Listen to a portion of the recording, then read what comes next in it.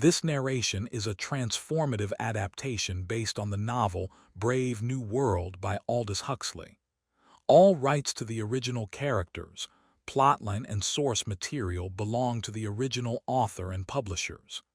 This is created for narration, educational review, and entertainment purposes. In the year AF 632, the world had finally achieved true utopia, a society where every individual was genetically engineered and conditioned to be happy, to conform, and to never question the authority of the world state. The once blue skies were now a permanent gray, a reminder of the trade-off between freedom and stability. The air was thick with the hum of machinery, a constant presence that underscored the omnipotence of the ruling class. In this brave new world, the concept of family had been eradicated, replaced by a rigid social hierarchy that dictated every aspect of a person's life. From the moment of conception, embryos were carefully sorted and conditioned to fit into one of 5 castes: alpha, beta, gamma, delta, and epsilon. Each caste had its own distinct role in society, and individuals were bred to fulfill their designated function with unwavering loyalty and dedication. At the top of the hierarchy were the alphas, the ruling class, who possessed the highest intellectual and physical abilities. They were the leaders, the thinkers, and the decision-makers, responsible for guiding the world state towards ever greater heights of efficiency and productivity. The alphas were bred to be confident, charismatic, and strong-willed, with a natural aptitude for leadership and a deep understanding of the complexities of the world. Below the alphas were the betas, the middle managers, who oversaw the day-to-day operations of the world state. They were intelligent, capable, and diligent, but lacked the vision and charisma of their alpha counterparts.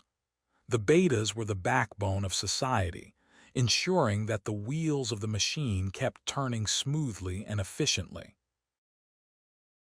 The gammas, deltas, and epsilons made up the lower castes, each with their own unique characteristics and roles. The gammas were the technicians and specialists, responsible for maintaining the intricate infrastructure of the world state.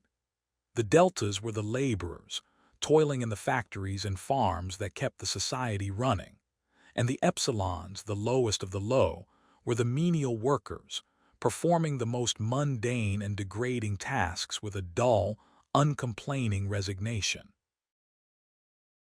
Every individual, from the moment of birth, was conditioned to accept their designated role in society, to never question the authority of the world state, and to be content with their lot in life. The process of conditioning began in the womb, where embryos were subjected to a carefully calibrated regimen of chemicals and stimuli designed to shape their future personalities and abilities.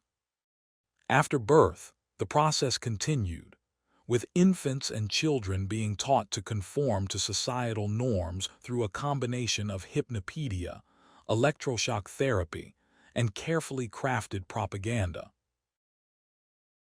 The world state controlled every aspect of its citizens' lives, from the moment they woke up in the morning to the moment they went to bed at night. People lived in vast, sprawling cities, their days filled with work, leisure, and consumption.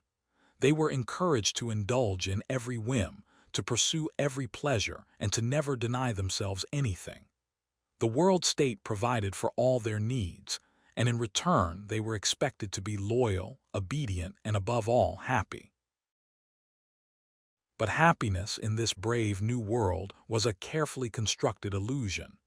It was a state of being that was induced through a combination of genetic engineering, conditioning, and the ubiquitous presence of a powerful mood-altering drug called Soma. Soma was the ultimate panacea, a substance that could cure any ailment, calm any fear, and induce a state of deep, untroubled happiness. It was available to everyone, and its use was actively encouraged by the world state, which saw it as a means of maintaining social stability and preventing dissent.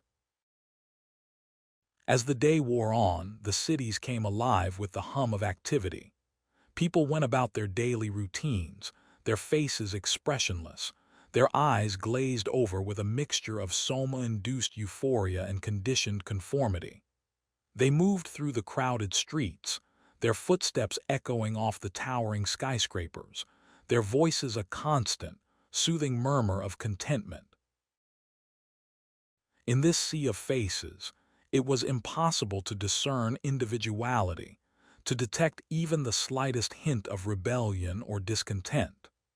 The world state had created a society that was truly utopian, a society in which every individual was a cog in a vast, intricate machine, working together in perfect harmony to create a world that was efficient, productive, and above all, happy.